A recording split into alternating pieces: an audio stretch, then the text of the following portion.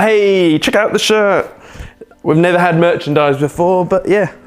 Learn, trade, socialize, grow. This is version 2. So we had a big national event about a month ago and we wanted to give shirts to everyone that was there. Gemma, who's our ops manager, she sourced it all, and I don't know where she probably somewhere like a Beast Central in the States, but every shirt, even the medium ones, were like XXL. So today I want to talk about gold and silver. Not just gold and silver, I want to talk about currency fluctuations and capital controls and whatnot. But I see this all of the time when in the news or people talking, oh, gold is up today or gold is really expensive and whatnot. Every time I hear things like that, the little thing in my head goes, no, you're absolutely wrong.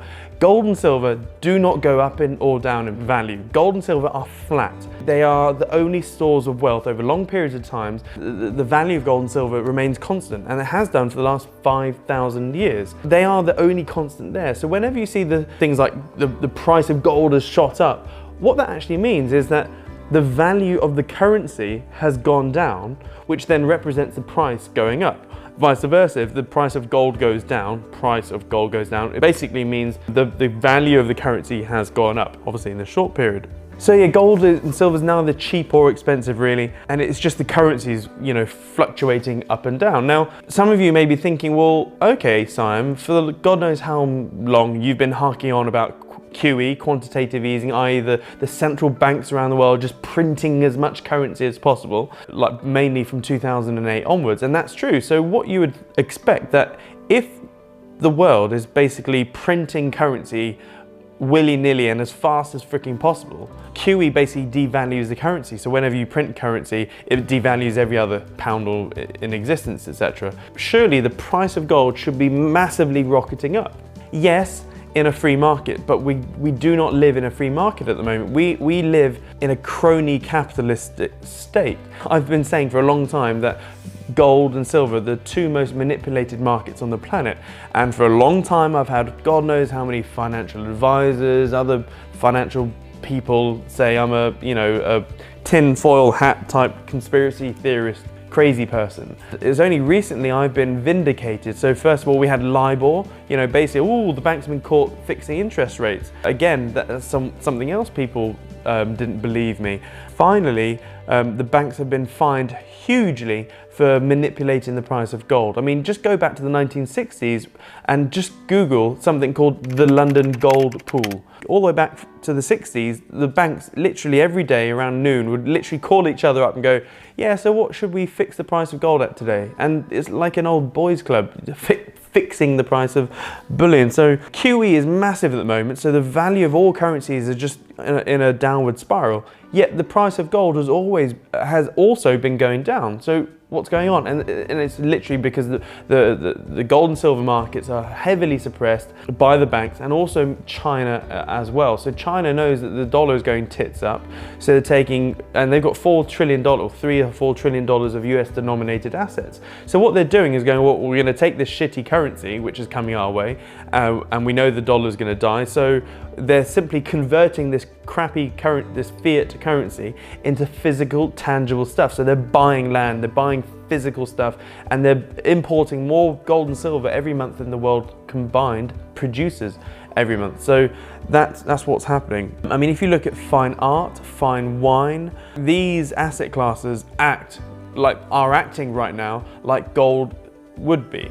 And because there's no one suppressing the price of fine art and fine wine, etc., over the last sort of 10 years, the price for those like fine art and wine have gone crazy because there's simply more currency in the world, and so it's being attracted to these asset classes. And also something else I want to talk about, which is how we are all going to be slaughtered when it comes to personal finances. Imagine you were a farmer, okay, and you had a whole bunch of sheep that you needed to slaughter. Yeah, I know it sounds really bad. What would you do? They're all over the fields right now. What would you do?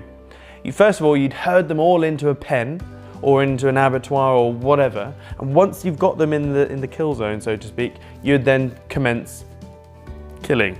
Again, really shitty analogy, I know. That's exactly what's happening with our own personal finances, whether you know it or not. So what's happening is that the central banks, they have identified that the governments have no money to bail anyone, and the only money left is basically the money in our own personal bank accounts. So they're like, right, we need to get everyone into a pen so we can slaughter them.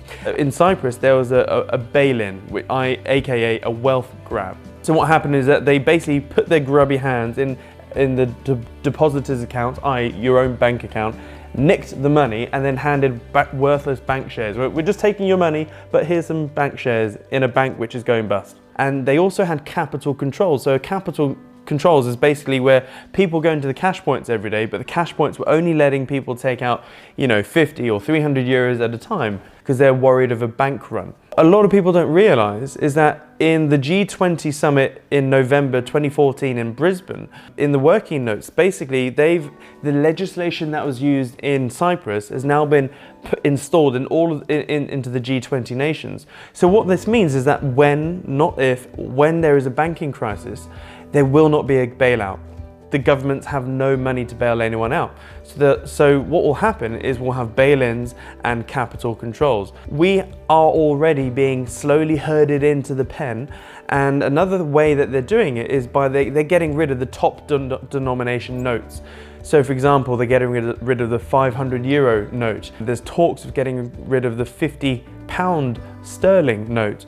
And people may think, oh, so what if you get rid of the 50 quid note? If you get rid of the 50 pound note, you're effectively chopping in half. You're literally cutting half of the UK sterling currency supply.